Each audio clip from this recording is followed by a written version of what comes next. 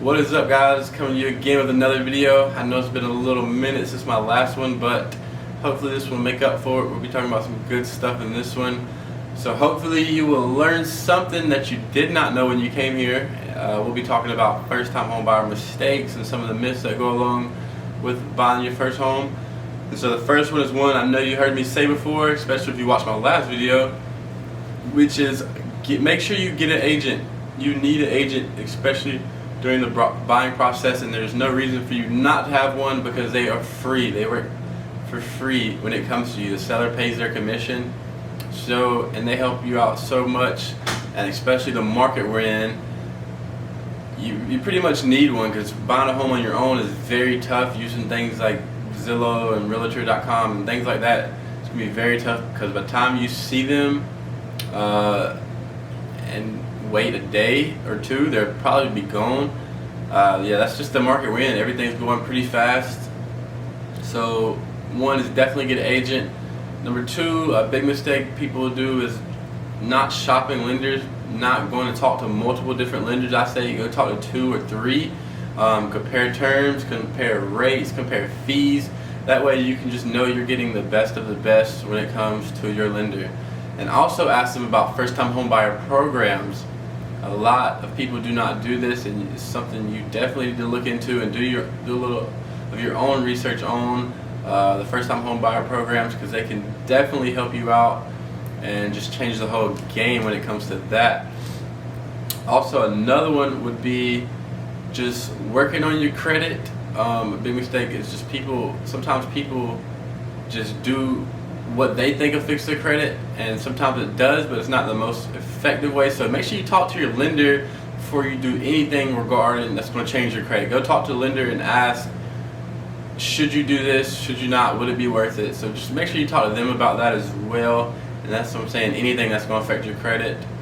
Another reason for that is, say you get far into the home buying process and then you want to go out, like you got your new home, your offer is accepted, then you go out and buy a whole bunch of furniture for your new place on the credit card, and it's just not good. It could cancel the whole deal. It could make you not qualify for the loan that you had. So you want to be on the same page with your lender as in terms of what you're doing, any purchases along the process when you're buying your home. And then another one we'll talk about, a big myth is you got to have a perfect credit. You got to have a great score to buy a home. This is not true. I mean, of course, the better your credit is, the easier it is to get a loan and get a home. But you just need to talk to your lender, because there's been some situations where the person just don't think their credit is in the best place, or they don't think their credit is good enough to even buy a home. Then they go talk with the lender and they figure out they can qualify and actually buy a home, and it changes the game. It's a big thing. So just make sure you go talk to your lender. Also, another myth people have is you have to put 20% down. You do not always have to put 20% down. That is definitely false, especially for first-time home buyers.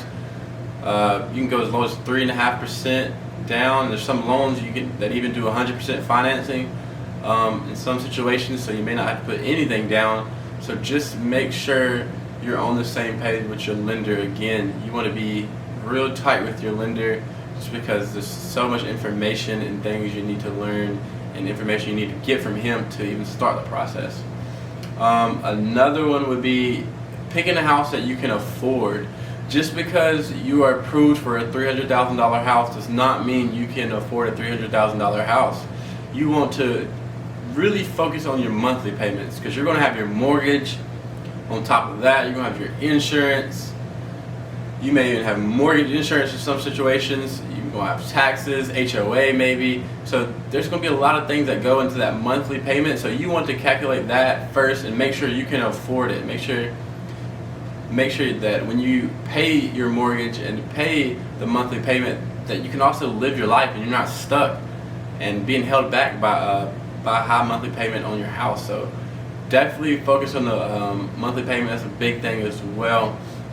And then one last thing that I talked about is do your research on the neighborhood as well. A lot of people look into the home but don't look into the neighborhood as well. And there's some things as realtors we just can't tell you. Like, some people want to be in neighborhoods that are diverse or have the same are filled with the same race as them, whether it be black, white, Asian, whatever. We cannot talk about anything race related. We can't tell you if the neighborhood is a lot of black people or a lot of white people. We can't tell you none of that. You have to do your own kind of research on that. Same with crimes. Even if a sex offender lives in the neighborhood, we cannot tell you that. It is a law. You have to do your own research. So just do your research around the area. Maybe even ask members of the community what they think about that, or how they like the neighborhood, things they've experienced since they've been there.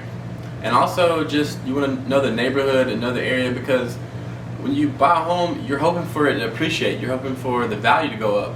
And one home just doesn't appreciate. The area appreciates. So you definitely want to be in an area that you could possibly earn some money in while you're living there. And after you purchase the house, you want the value to go up, and that is dependent on the area itself. So that's it for this video. Just a quick one for you guys. I will probably do a part 2 of this video with some more mistakes and myths that you may get with buying your first home. So let me know what you think in the comments. Throw a like, subscribe if you haven't, and we are out.